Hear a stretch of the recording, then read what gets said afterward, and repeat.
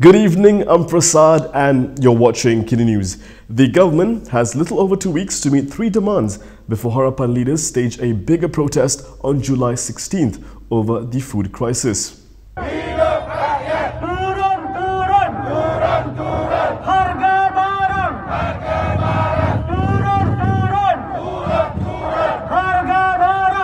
Several Pakatan Harapan leaders and their supporters gathered outside Masjid Jamek Kampung Baru after Friday prayers today for a brief protest against rising prices.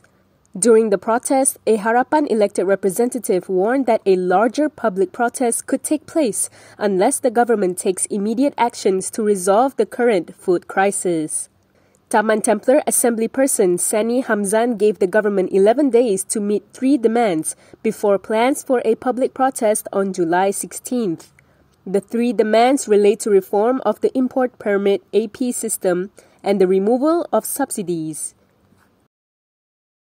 One of the Harapan leaders at the protest today was the very vocal Khalid Samad, and he didn't hold back when met by reporters on how he felt about the new task force. Amanah Communications Director Khalid Abdul Samad has called the Special Jihad Task Force to tackle inflation and act. Khalid told reporters today it does not make sense for the government to discuss solutions to a problem of its own creation through the removal of subsidies. Khalid said this after a protest against price hikes held outside the Kampung Baru Mosque following Friday prayers this afternoon.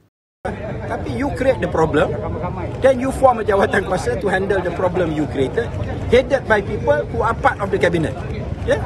So, macam berlakon lah. Prime Minister Ismail Sabri Yaakob on Wednesday announced that the task force led by Communications and Multimedia Minister Anwar Musa will have the duty to gather information from all relevant ministries, agencies, and the public to draft and coordinate strategies to resolve inflation-related issues. Khalid, who also dismissed Anwar's role as task force chief, the Amanah leader insisted that its formation would only be relevant if an initial decision was not made to remove subsidies for items including chicken and bottled cooking oil. Ismail Sabri previously announced that the government will end subsidies for chicken farmers starting today, saying that a larger amount had gone unclaimed. Instead, the Prime Minister said the reported savings of some 700 million ringgit in allocations will be channeled directly to the people through increased cash assistance.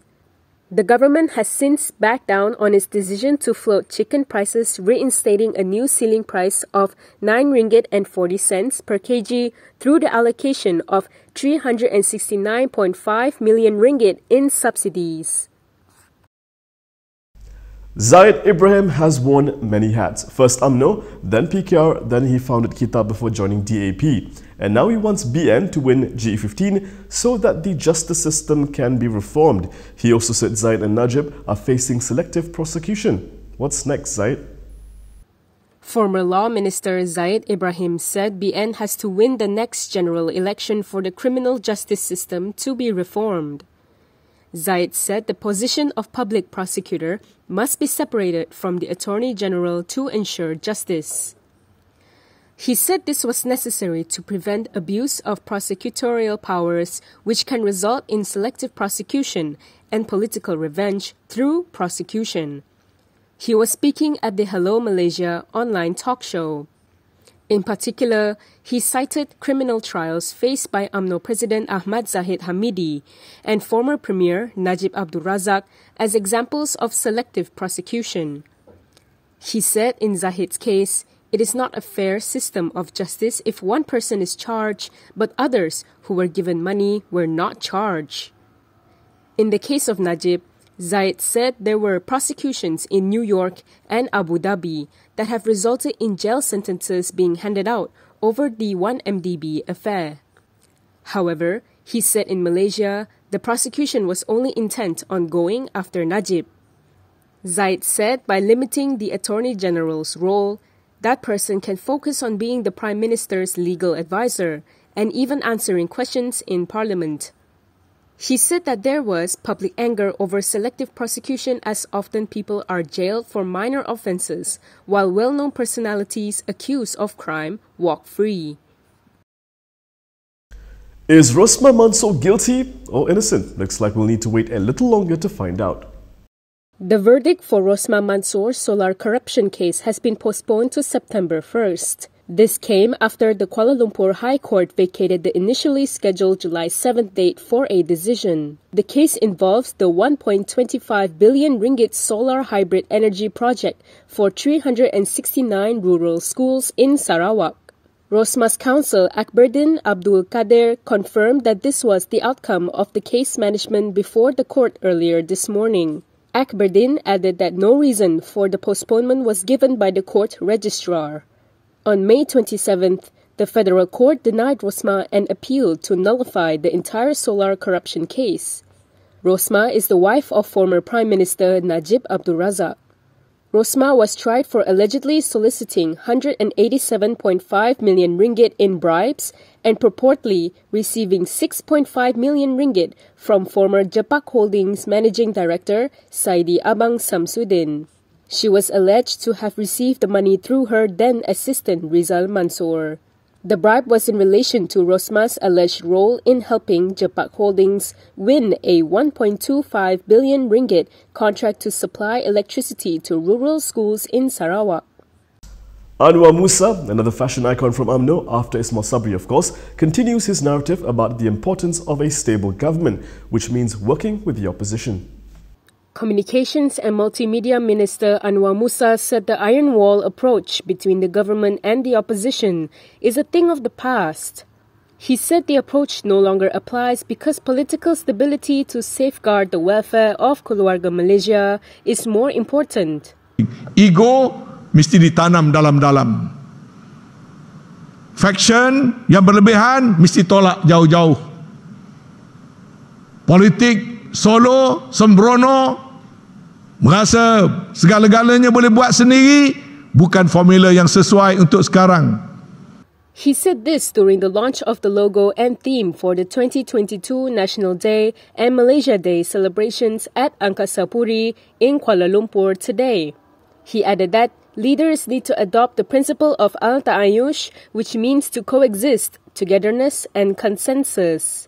Anwar said the prihatin or caring concept should also continue because in the current situation, the country needs to move forward with certain values that would be supported by keluarga Malaysia. Thomas Fan still cannot travel to Sarawak, and Bersih is appealing to the state government to change that. Bersih has urged the Sarawak state government to lift an entry ban imposed against its chairperson Thomas Fan since 2016. Bersih, in a statement, said the latest rejection was issued by Sarawak State Secretary Jules Samion. This was in response to Fan's application to enter Sarawak as part of the Ketuanan Pengundi Roadshow team that is due to hold a town hall session in Kuching on Saturday. Bersih said while the Immigration Act grants Sarawak and Sabah the right to deny entry to any non-residents of the East Malaysian states, it was never intended to restrict legitimate political activities. Despite the entry ban on Fan, Bersih said it will continue to highlight the message of restoring voter supremacy after 2.5 years of political uncertainties and upheavals brought on by the Sheraton move in 2020. Bersih added that Fan will deliver his address virtually. Meanwhile, in Sabah, Maximus Ongkili is pointing his fingers at a BN component party for the current state of Sabah's voter list. Parti Bersatu Sabah President Maximus Ongkili has blamed ABN party for the population of non-citizens in Sabah. Speaking at the PBS Annual Delegates Conference yesterday, Ongkili said ABN component party was involved in a citizenship for vote scheme where the beneficiary were pendatang tanpa izin. He said he doesn't have to say the name of the party in BN which has sued the PTI service. He added that the involvement of the party to gain votes from PTI was proven in the Royal Commission of Inquiry on PTIs in Sabah. Ongkili said they abused their powers and turned to the undocumented migrants for support just because they did not want PBS to be the government in Sabah. Ongkili was quoted as saying by the Borneo Post, "The existence of such schemes was confirmed by a Royal Commission of Inquiry in 2013. Among others, PBS has long argued that such schemes were designed to alter Sabah's demographics for political purposes. According to the 2020 census, there were 3,418,785 people in Sabah, of which 23.7% were non-citizens.